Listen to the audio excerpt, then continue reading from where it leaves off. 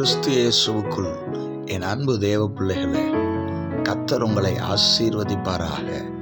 இந்த ஆத்மீக யாத்திரை நிகழ்ச்சியின் வாயிலாய் உங்களை சந்திப்பதில் மிகுந்த மகிழ்ச்சி அடைகிறேன்.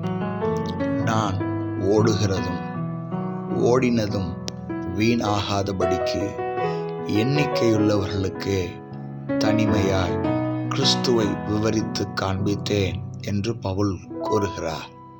ஆம், இன்றைக்கு எண்ணிக்கையுள்ளவர்களுக்கு கிறிஸ்துவை அறிவிக்க நம்மில் அநேகருக்கு கர்த்தர் தம்முடைய ஆவியை பொழிந்தருளி இருக்கிறார். ஆனால் அதிகமான நபர்களுக்கு, லட்சக்கணக்கான நபர்கள், கோடிக்கணக்கான நபர்களுக்கு அறிவிக்க ஒரு சிலரே தெரிந்து கொள்ளப்பட்டவர்களாக பயன்படுத்தப்பட்டு கொண்டிருக்கிறார்கள். ஆனால் எண்ணிக்கையுள்ளவர்களுக்கு அறிவிக்க உங்களையும் என்னையும் நம்மை போல் அநேகரை கர்த்தர் தெரிந்து கொண்டிருக்கிறார்.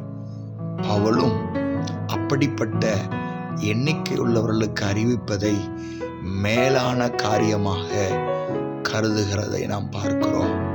ஆம், அநேகருக்கு கர்த்தர் என்னை பயன்படுத்த வேண்டும் என்ற ஆவல் நமக்குள் காணப்படுவது நன்றான ஒரு எண்ணமாக காணப்பட்டாலும், தேவ பிள்ளைகளே, எண்ணிக்கையுள்ளவர்களுக்கு நாம் ஓடுகிறதும் ஓடினதும் வீணாகாதபடிக்கு கிறிஸ்துவை விவரித்து காண்பிக்க கர்த்தர் நம்மை தெரிந்து கொண்டிருக்கிறார் என்பதை புரிந்து இன்றே செயல்படுவோம்.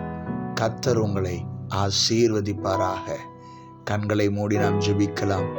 அன்பும் இரக்கம் நிறைந்த நல்ல தகப்பனே, கொஞ்சத்தில் உண்மையாயிருந்தால் அநேகத்தில் அதிகாரியாக வைப்பேன் என்று வேதம் சொல்லுகிறது.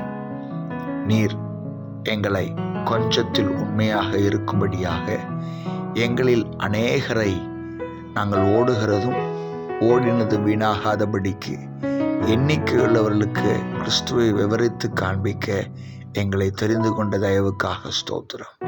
நாங்கள் இதை உண்மையுத்தவமான ஊழியக்காரர்களாக அதை பயன்படுத்த அநேகருக்கு எங்களை ஆசீர்வாதமாக மாற்றுவதற்கு இன்றைய காலகட்டங்களை நாங்கள் பிரயோஜனப்படுத்திக் கொள்ள உதவி செய்யும். இயேசு கிறிஸ்துவின் இன்ப நாமத்தில் ஜெபிக்கிறோம் ஜீவனுள்ள நல்ல பிதாவே, ஆமென். God bless you. கர்த்தர் உங்களை ஆசீர்வதிப்பாராக.